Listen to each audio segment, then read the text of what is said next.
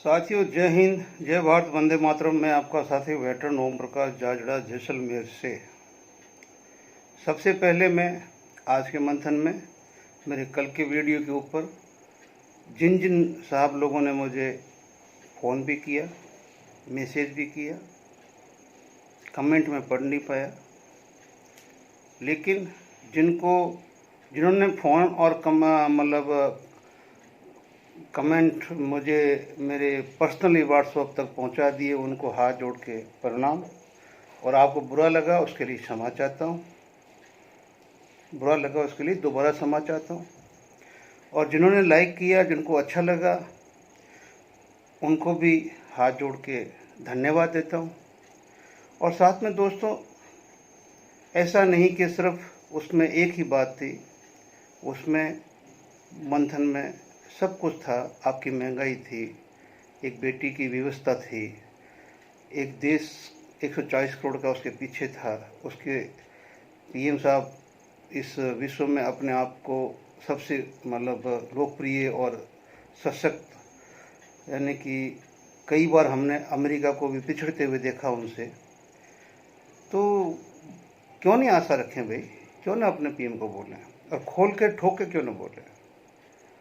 हमने उनको वोट दिया है और हम आज से नहीं, जब से वोट देते आ रहे हैं तब से अब क्या बताएं, नहीं कह सकते, लेकिन कह रहा हूं कि भाई ये वो पार्टी है जो श्रवणों की कहलाती है हमारी। मैं भी ब्राह्मण हूँ, तो ये तो हमारी बचपन की पार्टी है, हमारे माँ बाप ने भी दिए। और जब से पता नहीं, जब से आज़ादी के बाद में जो दो पार्टियां चलती आई है, एक कांग्रेस विचारधारा है, एक दूसरी विचारधारा है। हमारी कांग्रेस विचारधारा है नहीं, है नहीं। अब क्या करें, बचपन से कोई गुट्टी हुई मिली नहीं। लेकिन अगर उसके कोई अच्छे काम देश के लिए है तो उसकी सराहना करना एक भारतीय का फर्ज बनता है। वैसे ही अगर मेरा घर का गार्जियन और कोई गलत पॉलिसी मेरे देश के लिए ले आता है, मुझे एहसास होता है कि ये गलत है और ये इसका अंजाम गलत होगा, तो मैं अपना पर्सनल वक्तव्य रख सकता हूँ और हो सकता है लोग मेरे साथ भी हो जाएं। मैं उन सभी साहब लोगों को, जो मैं अभी अपने ये व्हाट्सएप ग्रुपों में देख रहा हूँ, कई साहब लोग हैं जो अग्निवीर के पक्ष में हैं कि भाई अग्निवीर के बारे में ज़्यादा मत बोलो। जो पक्ष में हैं उनको भी बहुत बहुत धन्यवाद, ठीक है ना। ये तो 12 लाख लाएंगे, लेकिन आप और हम तो 30-30, 35-35 लाख रुपए लेके आए थे, वो कितने बचे, ठीक है ना। और बचे तो अच्छी बात है, आपको मुबारक है। और अगर वो 35 लाख से आपकी बची कुछ ज़िंदगी बच गई हो तो और भी अच्छी बात है। फिर जो ये साहब लोग हमारे कई एज ए JCO 10,000 12,000 की नौकरी गेट कीपर पे करते हैं, तो उनकी क्या परेशानी है। जवान तो कर ही रहे हैं, हवलदार कर रहे हैं। 1-2% कोई सरकारी नौकरी में निकल गया, बाकी सब प्राइवेट सेक्टर में। और प्राइवेट सेक्टर में सिवाय चौकीदार के और कुछ है नहीं। तो उसमें मैंने क्या गलत कहा। आपका 7वां पे कमीशन 8वां आ रहा है और आप सभी ने नौकरी की और आपको पता है कि 50% से 53% हो रहा है, 8वां साल खत्म होने जा रहा है।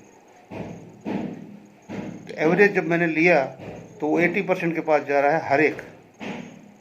और सबसे बड़ी बात है कि जिस सरकार ने बहुत कुछ कहा, जिसके ऊपर बहुत कुछ विश्वास था, कर्मचारियों को, सारे कर्मचारी जितने भी गवर्नमेंट कर्मचारी है, उन्हीं को सबसे अच्छी तरह से धोया इसने,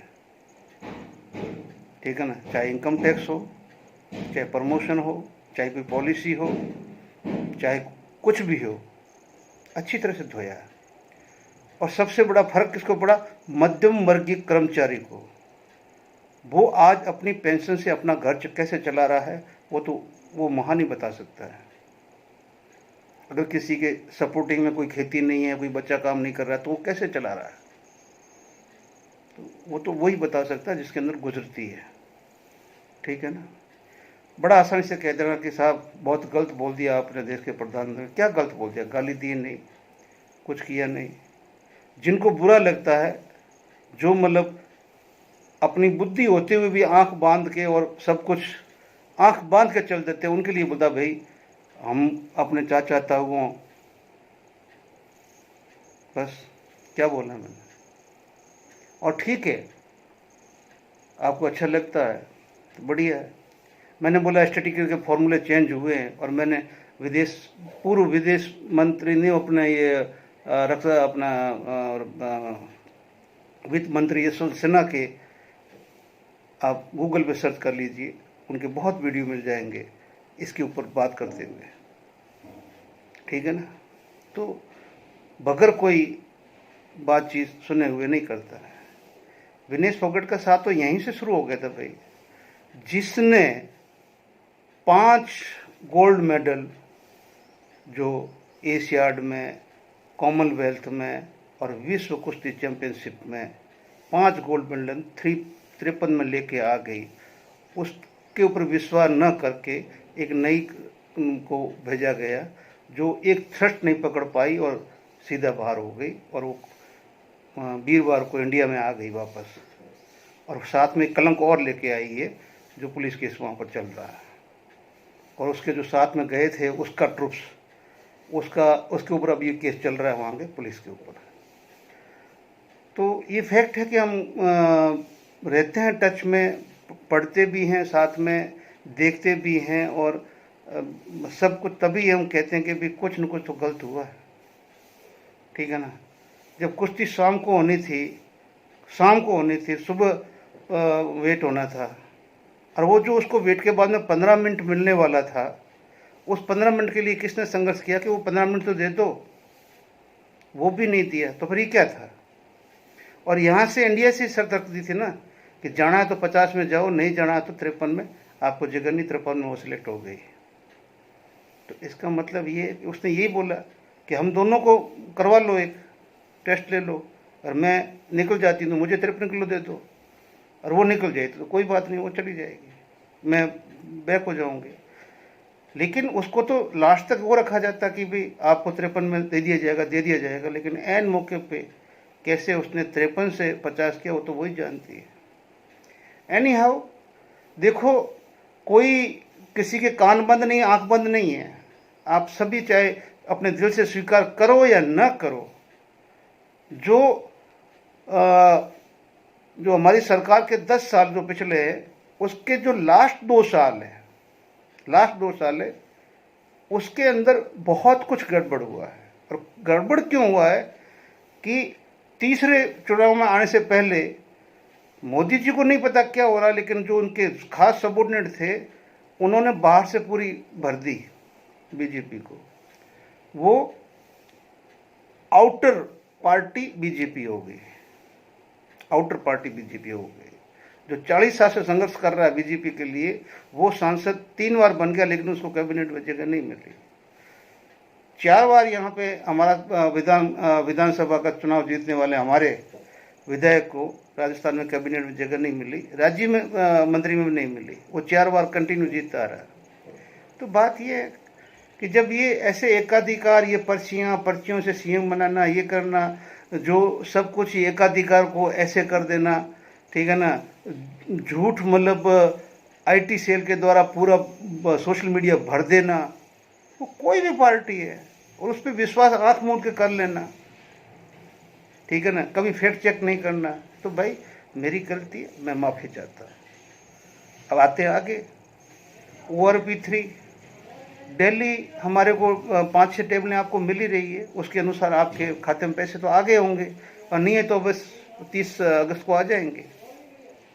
मेरे अकाउंट में नहीं आएंगे, मेरे अकाउंट में मुझे उम्मीद है कि इस साल नहीं आएंगे, मार्च 31 तक नहीं आएंगे, क्योंकि वो अगले बजट में शायद उसकी कोई प्रावधान होगा और उसके बाद में वो लागू होगा। मेरे खाते में, आप सभी के खाते में आ जाएगा, जो विश्वास करते, ठीक है ना, तो उनके खातों में आ जाएगा ORP3। दूसरा, जो अग्निवीर को आप सपोर्ट कर रहे हो, उसके लिए मुकेश जी का एक गाना है, जब तुम्हारा हृदय तोड़ दे, तड़पता हुआ तुम्हें छोड़ दे, तब तुम मेरे पास आना प्रिय, मेरा घर खुला है, खुला ही रहेगा। और मेरा घर कहाँ है? जंतर मंतर पे। भले मैं गया नहीं गया, लेकिन मेरे साथी, मेरे देश के सारे के सारे पूर्व सैनिक पूरा 13 महीने जंतर मंतर पे सरकार की छाती पे बैठे रहे। तो अब इनको भी बोल रहा हूँ, जब आओगे, जब भोगोगे, तो तुम्हारे लिए भी वो घर का दरवाज़ा खुला है, वहाँ पहुँच जाना। हमारा साथ भी मिलेगा और आपका साथ हमारे को मिलेगा। और अगर आपको दोबारा इंस्टॉल कर दिया जाता है तो आपकी तकदीर है, ठीक है ना। जो पहले आए हैं वो तो सब 7 लाख पद है जो अभी तक खाली पड़े एक्स सर्विसमैन के, सेंट्रल गवर्नमेंट के, ठीक है ना, DGR के नहीं भरे गए, ठीक है ना। तो ये जो भी है फैक्ट बताओ, और झूठा एक कोई ऐसा डाल देगा ऊपर से, आज रात को आपके अकाउंट में मतलब हो गई घोषणा और मोदी जी ने बोल दिया कि आज ही अकाउंट में पैसा जाना चाहिए।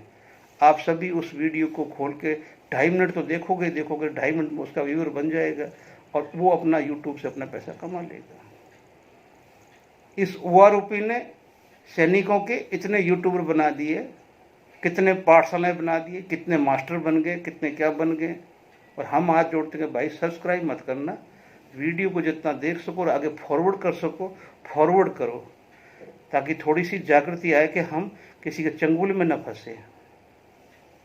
जिन बंदों ने साल भर वहाँ 13 महीने आंदोलन किया, आंदोलन के बाद में पूरे सैनिकों के सामने दिल तोड़ा उनका कि वो चोर वो चोर वो चोर, आपस में जब चोर बनाए और ये सारे चोर वापस वहाँ जब तक इकट्ठे नहीं होंगे हम आगे कैसे बढ़ेंगे।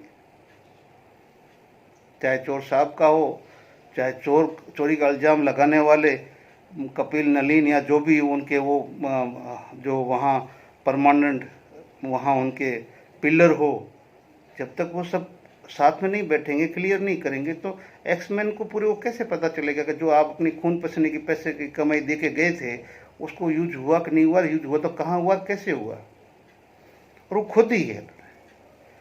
तीसरा FVA, वो भी 6 महीने रहा है और उसने पहले दिन से बोल दिया कि भाई जब ये आते हैं तो हम तो उसके साथ में अपने भी 5, 6, 10 सदस्यीय कमेटी भेज देंगे, सारा हिसाब किताब देके भेज देंगे, सबके बीच में रख देंगे।